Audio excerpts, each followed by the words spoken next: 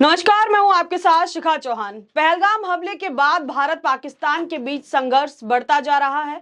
पहलगाम में हुए हमले का दोष भारत ने पाकिस्तान से चल रहे आतंकी संगठन को दिया और पाकिस्तान के खिलाफ फैसला लेते हुए भारत ने सिंधु जल समझौते पर रोक लगा दिया है, जिसके ठीक बाद पाकिस्तान के प्रधानमंत्री की ओर से पहली प्रतिक्रिया आई है। पाकिस्तान के पीएम शहबाज शरीफ ने क्या कहा और पाकिस्तान की सुरक्षा बैठक में भारत के खिलाफ क्या क्या फैसले लिए गए वो भी आपको बताएंगे। लेकिन उससे पहले आपको बता दें कि भारत पाकिस्तान के संघर्ष के बीच ईरान की भी एंट्री हो गई है। बता दें कि ईरान के विदेश मंत्री अब्बास अकार्जी ने दोनों देशों के बीच मध्यस्थता की पेशकश की है। विदेश मंत्री ने अपने सोशल मीडिया हैंडल एक्स के जरिए कहा कि भारत और पाकिस्तान से ईरान का सदियों पुराना सांस्कृतिक सभ्यता का संबंध है और भाईचारा है।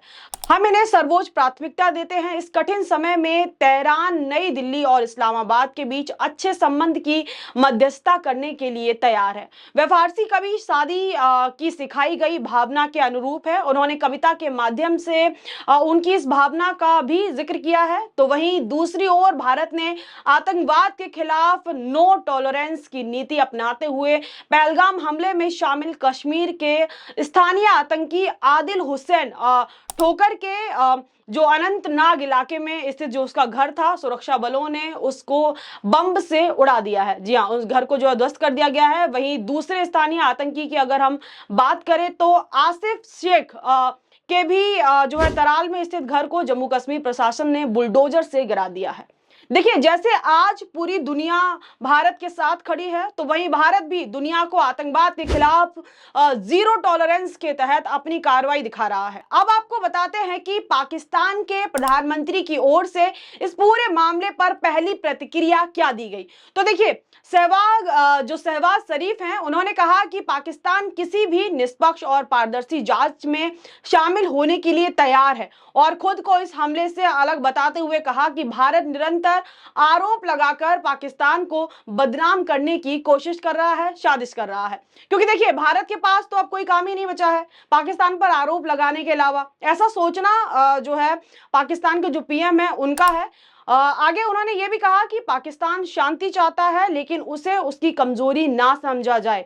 कहा कि भारत ने पानी रोकने की कोशिश की है, इसका जवाब जरूर दिया जाएगा। पाक के जो पीएम है वो कहते हैं कि सिंधु नदी पाकिस्तान के लिए बहुत महत्वपूर्ण है और इस पर कोई भी समझौता बर्दाश्त नहीं होगा। अब ये सब पाकिस्तान के लिए इतना इंपॉर्टेंट है, तो ये सब आतंकियों को पनाह देने से पहले पाकिस्तान को सोचना चाहिए था ना कि सिंधु का पानी पाकिस्तान के लिए और पाकिस्तान के आवाम के लिए कितना जरूरी है। वहीं दूसरी ओर पूरे मसले पर अगर हम भारत की बात करें तो ऑल पार्टी मीटिंग में भी सभी दलों के नेताओं ने खुद सरकार के हर फैसले पर जो है साथ देने की बात कही है। सरकार के हर फैसले पर खुद को सरकार के साथ बताया है। तो वहीं दूसरी ओर सुरक्षा में हुई भारी चूक पर और इस घटना को लेकर हो रही हिंदू मुस्लिम की जो राजनीति हो रही है उसके खिलाफ विपक्ष ने सरकार को घेरा भी है। अखिलेश यादव ने कहा कि घटना के बाद भी सरकार और बीजेपी के लोग राजनीति कर रहे हैं। कश्मीर के नागरिक भी इस आतंकी हमले के पूरी तरीके से खिलाफ हैं। टूरिस्ट जो हैं सरकार के भरोसे पर गए थे, तो सवाल उठता है कि सुरक्षा के इंतजाम क्यों फेल हुए, इंटेलिजेंस और मेडिकल मदद क्यों देर से पहुंची। वहीं उन्होंने कहा कि पुलवामा जैसी घटना के बाद भी आरडीएक्स कहां से आया उसकी जानकारी सरकार अभी तक नहीं दे पाई है, इसलिए भरोसा करना थोड़ा सा मुश्किल हो रहा है।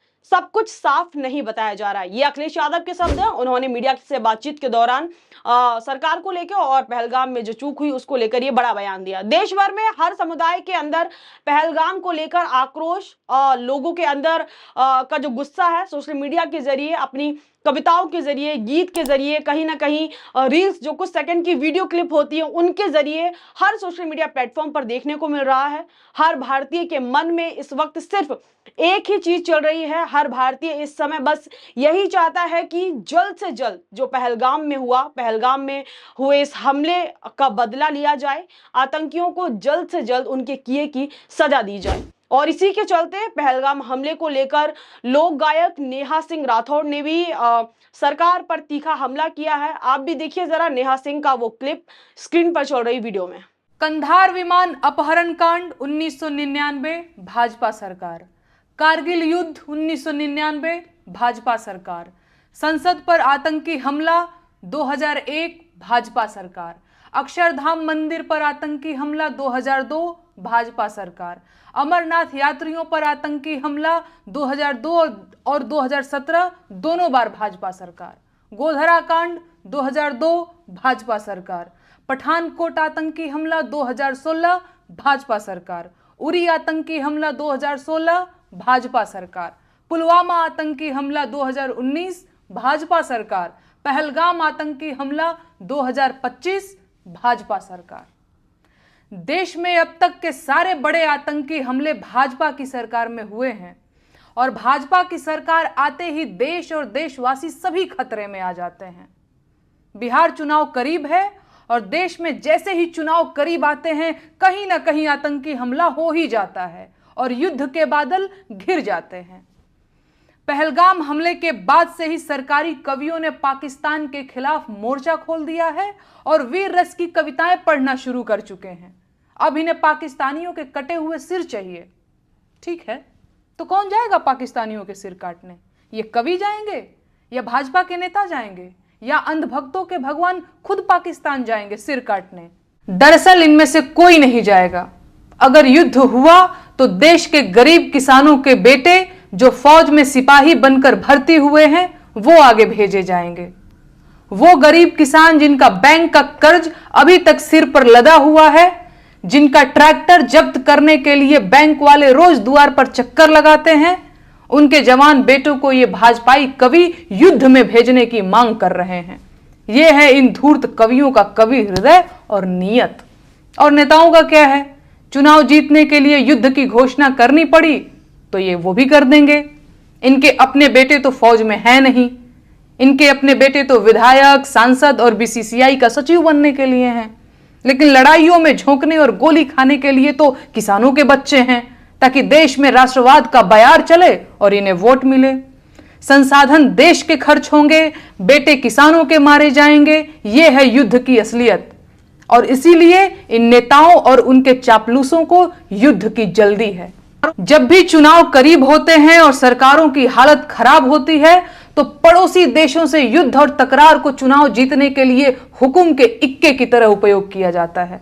इसीलिए भाजपा के नेता और उनके चापलूस पूरी ताकत लगा रहे हैं कि किसी भी तरह से पाकिस्तान के साथ युद्ध शुरू हो जाए। लेकिन कोई माई का लाल ये नहीं पूछ रहा है कि कश्मीर जैसी संवेदनशील जगह पर 2000 पर्यटकों की सुरक्षा के लिए एक भी सुरक्षा कर्मी मौजूद क्यों नहीं था।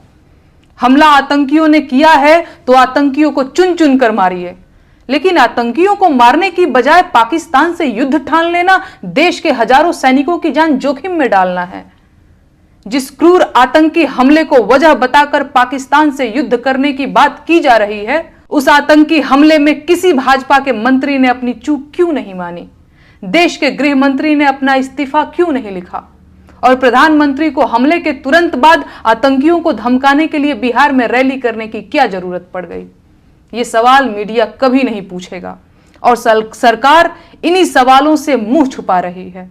इसीलिए अंधभक्त इन्हीं सवालों को पूछने पर मुझे धमकियां और गालियां दे रहे हैं, लेकिन मैं ये सवाल पूछूंगी, पूछती रहूंगी, क्योंकि मैं अपने देश को युद्ध की आग में नहीं झोंकने दे सकती। ये देश आपका अपना है, इसे युद्ध से बचाइए। तो अभी अभी आपने सुना नेहा सिंह राठौड़ को, और अब जैसा कि मैंने आपको बताया कि कैसे पहलगाम को लेकर देश भर में नहीं बल्कि विदेशों तक में जो भारतीय नागरिक हैं उनके अंदर गुस्सा छाया हुआ, और इसी के चलते पहलगाम के आतंकी हमले के विरोध में लंदन में भारतीय समुदायों के जो सदस्य हैं उन्होंने पाकिस्तान उच्च आयोग के सामने जोरदार विरोध प्रदर्शन किया। भारतवंशी जब बर्बर हमले को लेकर विरोध जता रहे थे, उसी दौरान पाकिस्तानी अराजक तत्व भी वहां पर पहुंच गए और प्रदर्शन में बाधा डालने की कोशिश करने लगे। तो वहीं लंदन में पाकिस्तानी हाई कमीशन के बालकनी से अधिकारी ने सर तन से जुदा करने का इशारा किया। भारतीयों का प्रदर्शन देख कट्टरपंथी अधिकारी तैमूर भड़क उठा और उसकी हरकतों से साफ जाहिर होता है कि पाकिस्तान ने अधिकारियों के रूप में आतंकी पाल रखे हैं। सोशल मीडिया पर वायरल हो रही ये वीडियो इस बात का पूरी तरीके से सबूत है। आप भी जरा देखिए स्क्रीन पर चल रही वीडियो में कैसे पाकिस्तान के जो अधिकारी हैं वो बालकनी में आए और क्या इशारे कर रहे हैं, देखिए जरा।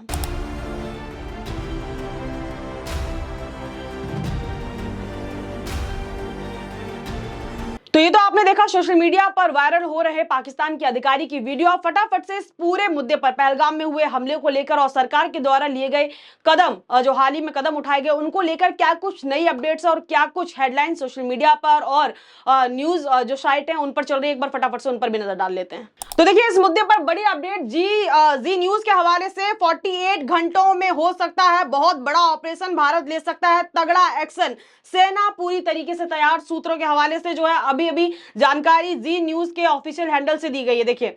और अब इस मुद्दे को लेकर ये तो नई अपडेट के 48 घंटे में भारत कोई भी कार्रवाई कर सकता है इसको लेकर पाकिस्तान के ऊपर।